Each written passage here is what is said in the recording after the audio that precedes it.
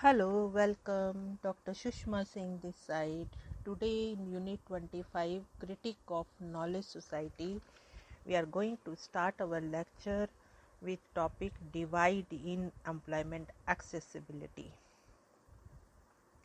In the contemporary phase of rapid globalization and revolutionary changes in the technological developments, there is a widening gap in terms of countries' participation in global economy and the benefits that these countries, enterprises and individuals reap from this participation.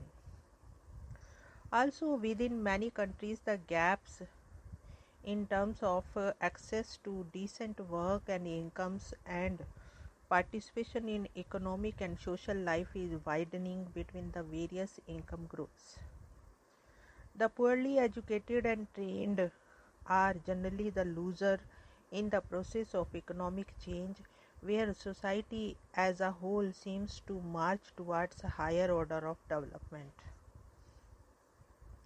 This is what happens in knowledge societies. Those who have access to knowledge and related technologies can take advantage of emerging economy and thus the economic advantage.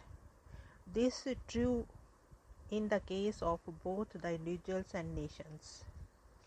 Globalization, declining communication and transportation costs, and the opening of the political borders combine to facilitate increased movements of skilled people. This dynamics is de facto leading to a global market for advanced human capital in which individuals with higher education are the most likely to participate. This may lead to mobilization of qualified people from lesser developed to the developed countries, thereby depriving the developing countries the service of their better minds. In this 21st century marketplace, the richer countries strive to attract and retain the world's best trained minds in many ways. Among the more powerful pulls factors are effective policies that stimulate R&D activities and increase direct investment, offer attractive post-graduate training and research opportunities, and recruit younger graduates and professionals. OECD countries are increasing their investment in R&D not only in the science and technology sector but also in other knowledge-based sectors, thus creating job opportunities for well-trained people. For example, in early 2001, the Australian government announced a 100% increase in the funding of the Australian Research Council and a tax write-off equivalent to 175% of the value of R&D spending by firms.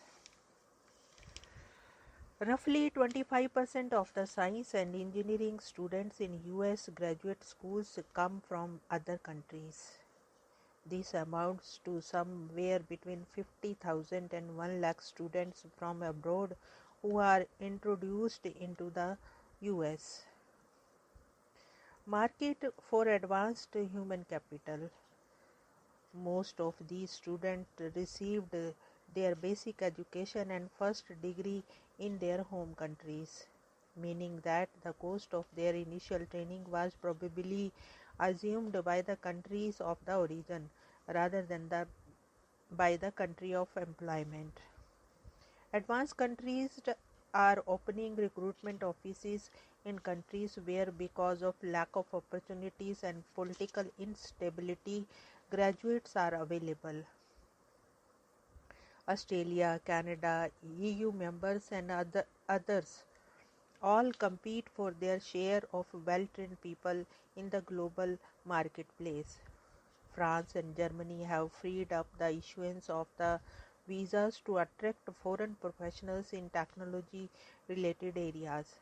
And in October 2000, the United States introduced an amendment to its immigration laws that made available 6 lakh new visas for scientists and engineers.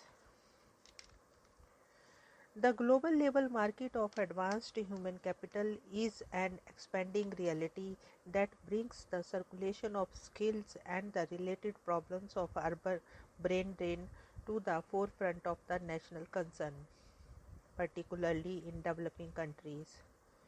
Whether it results from push or pull factor, brain drain can have a debilitating effect on national governing structures, management capacities, productive sectors, and tertiary institutions. It is estimated, for example, that at least 40% of the graduates of the highly regarded Indian Institute of Technology seek employment abroad. The countries of sub-Saharan Africa have an average tertiary enrollment rate of only 4%, compared with 81% in the United States. Yet, it is estimated that about 30,000 Africans holding PhDs live outside Africa and that 130,000 Africans are currently studying overseas. Although the phenomena of brain drain, international mobility of skilled human resources existed in the past too. This received an increased acceleration in the contemporary phase of the technological development when knowledge and knowledge workers become commodities of high value. The raising process of brain drain can have positive as well as negative effect on countries at all levels of development. Developing countries, however, tend to suffer largely adverse consequences, as they may lose the very technical and professional specialists who would be capable of contributing to poverty alleviating improvements in the living conditions of the local population. Now let us conclude the unit. This unit makes an attempt to make a sociological critique of the phenomena of knowledge society at all the three levels of conceptual, empirical, and theoretical. In conceptual critiquing, the very concept of knowledge-based society is questioned since all the human societies are knowledge society. Also, the ambiguity in defining the concept of knowledge is widely criticized. On the other ground, there are different ideological strands that relate technology and human progress. While techno-utopian considered technology all-pervasive and it leads to universal human progress, techno-cynics consider technology as facilitating the existing societal divide and inequalities. However, technostructuralists are not concerned with the merit of the anomaly, but the way technology is used. They believe that if technology is with a deliberate determination of reducing the existing disparity in development, it will be beneficial to the humanity as a whole. In empirical critiquing, the unit is more focused on digital knowledge divide, the wide gap in the mass participation in the process of knowledge production, dissemination, and the deployment in a knowledge-based society has been highlighted in this unit. We have seen wide disparities in ICT accessibility exist between the countries on the basis of GDP rates and within the countries based on socio-economic criteria such as geographical location, race, income, education, etc.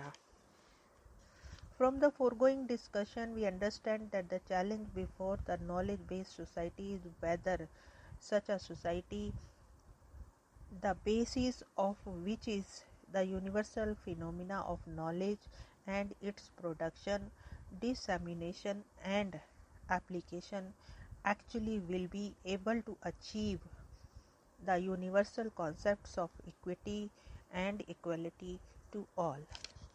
Here we want to close this lecture, and we have come to the end of the unit.